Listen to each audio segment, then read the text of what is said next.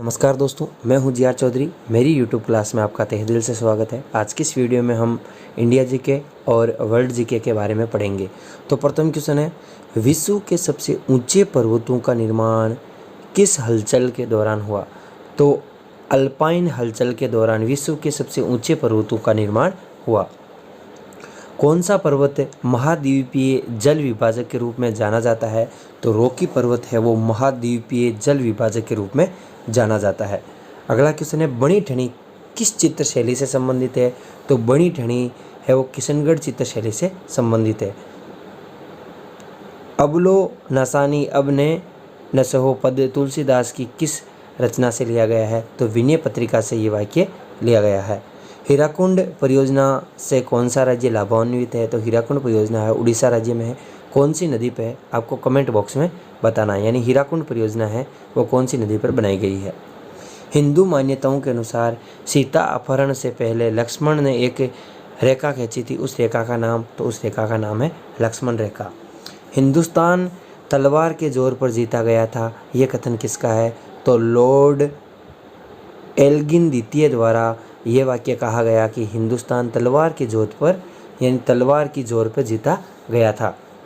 हिंदू कथाओं के अनुसार किसकी वजह से गणेश जी का एक दांत टूट गया था? तो परशुराम जी की वजह से गणेश जी का एक दांत टूट गया था। हल्दी घाटी का युद्ध कब हुआ था? 1576 में। हल्दी घाटी का युद्ध किन किन के बीच में हुआ था और हल्दी घाटी वर्तमान में कहाँ स्थित है? कमेंट बॉक्स में ज़रूर बताएं। हमारे देश के नागरिकों को मतदाता बनने का अधिकार किस अनुच्छेद से प्राप्त होता है? तो अनुच्छेद 326 से भारतीय नागरिकों को मतदाता बनने का अधिकार प्राप्त होता है। हड़प्पा के मिट्टी के बर्तनों पर सामान्यतः किस रंग का उपयोग ज़्यादा हुआ? तो लाल रंग का प्रयोग है वो हड़प्पा के बर्तनों पर ज़्यादा मिला है। स्वतंत्रता आंदोलन में सरदार पटेल का सबसे पहला व बड़ा योगदान किस में था? तो खेड़ा संघर्ष में सरदार पटेल का सबसे बड़ा योगदान रहा। स्त्रियों में डिम्डू का निर्माण, यानी स्त्रियों में डिम्बू का निर्माण कहाँ पर होता है? तो स्त्रियों में डिम्बू का निर्माण अंडाशय में होता है। अब है, सांझी पूजन किसके द्वारा किया जाता है? तो सांझी पूजन है वो कुंवारी कन्याओं द्वारा पूजा जाता है। सेलेक्ट या हाईलाइट करने के लिए अक्सर किसका प्रयोग किया जाता है? सेलेक्ट अथवा हाईलाइट करने के लिए माउस का प्रयोग किया जाता है। सूर्य किरणों द्वारा चिकित्सा विज्ञान की किस शाखा के अंतर्गत आता है? तो सूर्य किरणों द्वारा चिकित्सा विज्ञान है वो हेलियोथेरेपी के अंतर्गत आता है। सुभाष चंद्र बोस का उपनाम क्या है? तो सुभाष चंद्र बोस का उपनाम नेताजी है। सुभाष चंद्र बोस को नेताजी की उपाधि किसने दी? कमेंट बॉक्स में ज़रूर बताएं। सीसा अयस्क मुख्यतः किस खनिज से प्राप्त होता है? तो सीसा अयस्क गैलेना से प्राप्त होता है। सिख धर्म का धर्मग्रंथ क्या है? तो गुरु ग्रंथ साहिब है वो सिख धर्म का धर्मग्रंथ है। सार्क की स्थापना कब हुई थी? सार्क की स्थापना 1985 में हुई। दक्षिण एशियाई क्षेत्रीय सहयोग संगठन इसकी फुल फॉर्म है। सामाजिक गतिशीलता को समकक्ष या उदर्ग में विभाजित करने वाले विद्वान कौन थे? तो सोरोकिन है वो दो विभागों में विभाजित करने वाले विद्वान थे सामाजिक गतिशीलता को। सागोपो नदी किस राज्य से होकर भारत में प्रवेश करती है? अरुणाचल प्रदेश से होकर भारत में सागोपो नदी प्रवेश करती है। अब कौन सी नदी को सागोपो नाम से जाना जाता है? कमेंट बॉक्स में ज़रूर बताएं। सर्वाधिक महिला साक्षरता केरल राज्य में। शेरोता किस श्रेणी का उत्तलक है? तो द्वितीय श्रेणी का उत्तलक है। समुद्र में बिछाई जाने वाली बारूदी सुरंग क्या कहलाती है? तो मैग्नेटिक माइंस है वो समुद्र में बिछाई जाने वाली बारूदी सुरंग है। समस्त रेडियो एक्टिव पदार्थ क्षय होने के पश्चात किसमें अंतिम रूप से बदल जाते हैं? तो ये सीसा में बदल जाते हैं। सबसे बड़ा एंजियोस्पर्म पौधा कौन सा है? तो यूकेलिप्टस है वो सबसे बड़ा एंजियोस्पर्म पौधा है। सफ़ेद रण किस राज्य में स्थित है? तो सफ़ेद रण है वो गुजरात राज्य में स्थित है। आईने अकबर की रचना किसने की थी? अबुल फजल द्वारा आईने अकबर की रचना की गई। अखिल भारतीय अस्पृश्यता संघ की स्थापना महात्मा गांधी द्वारा की गई।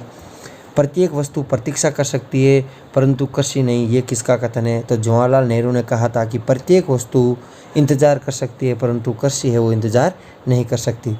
सत्यनारायण व्रत ने किस भगवान को सत्यनारायण के रूप में जाना? तो विष्णु ने। भारत के दौरे पर आने वाले पहले अमेरिकी राष्ट्रपति कौन थे? तो डी आइजनहावर है वो भारत के दौरे पर आने वाले प्रथम अमेरिकी राष्ट्रपति थे। वेग कौन सी राशि है? तो वेग सदिश राशि है। कौन सा विषय अर्थशास्त्र से वर्णित है? तो राजनीतिक विषय वो अर्थशास्त्र से वर्णित है। बिहू किस राज्य का मुख्य त्योहार है? तो असम राज्य का प्रमुख त्योहार कौन सा है? बिहू। गिरा अनियन नयन बिनु बानी किस कवि की उक्ति है? तो ये तुलसीदास जी की उक्ति है। हुमायूं प्रथम बार दिल्ली की गद्दी पर कब बैठा? 29 दिसंबर 1530 को हुमायूं प्रथम बार दिल्ली की गद्दी पर बैठा। हिंदू मान्यताओं के अनुसार कौन सा त्यौहार भगवान कृष्ण के जन्म उत्सव के रूप में मनाया जाता है? तो जन्माष्टमी। हिंदुस्तान समाचार की स्थापना कब हुई थी? सन 1948 में। हिंदू कथाओं के अनुसार किसके वरदान से कुबेर यक्षों के राजा बने? तो शिव के वरदान से वो कुबेर यक्षों के राजा बने थे, शिव। हल्दी घाटी युद्ध के पीछे अकबर का मुख्य उद्देश्य क्या था? तो हल्दी घाटी युद्ध के पीछे अकबर का मुख्य उद्देश्य राणा प्रताप को अपनी अधीनता में लाना, यानी राणा प्रताप को अपनी अधीनता स्वीकार करवाना। हमारे देश में भुगतान हेतु चेक या उसके जारी तारीख से कितने महीने के लिए वैध रहता है? तो 6 महीने के लिए वैध रहता है। हड़प्पा के लोग कौन सी फसल में सबसे आगे थे? तो कपास में सबसे आगे थे। स्वतंत्रता पूर्व राष्ट्रीय आय का सर्वप्रथम अनुमान किसने लगाया था? तो दादाभाई नौरोजी द्वारा स्वतंत्रता से पहले राष्ट्रीय आय का सर्वप्रथम अनुमान लगाया गया। स्थल मंडल का क्या तात्पर्य है? तो पृथ्वी की बाह्य पपड़ी है वो स्थल मंडल के रूप में जानी जाती है। सौर ऊर्जा का सबसे बड़ा यौगिकीकरण कौन सा है? तो हरे पौधे वो सौर ऊर्जा का सबसे बड़ा यौगिकीकरण है। सेलेक्टेड टेक्स्ट को सभी कैपिटल लेटर्स में चेंज करने के लिए चेंज केस बटन पर क्लिक करके फिर से क्लिक करें तो अपर केस करके है वो सेलेक्टेड टेक्स्ट को सभी कैपिटल लेटर्स में चेंज किया जा सकता है। सूर्य किस दिशा में उगता है? तो सूर्य पूर्व दिशा में उगता है। सुरक्षा परिषद में अस्थायी देशों को कितने वर्ष के लिए चुना जाता है? तो 2 वर्षों के लिए चुना जाता है। मेरे द्वारा दी गई जानकारी आपको कैसी लगी कमेंट बॉक्स में ज़रूर बताएं।